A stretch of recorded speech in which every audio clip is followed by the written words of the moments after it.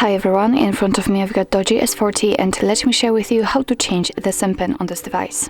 So first of all we have to open the settings, so let's tap on it, and now we have to scroll in order to find security and location. Now let's scroll down again in order to find the advanced and find the SIM card lock. Let's tap on it. And as you can see, here we can check the card for which we would like to change the SIM pin for, because of course you've got two different SIM slots, and all you have to do is to simply tap obviously on the one you'd like to change and tap on change SIM pin option. And as you can see right now we can enter the current pin, so let me do it, and after tapping on OK we can actually enter new one. So let me enter something like that, tap on OK, and here we have to retype the new one to confirm. And as you can see, we've got the information that the SIM pin has been changed successfully, so it means that from now on, after restarting your device, then it will require the new pin. So actually this is it. This is how to change the SIM pin in your DOOGEE S40.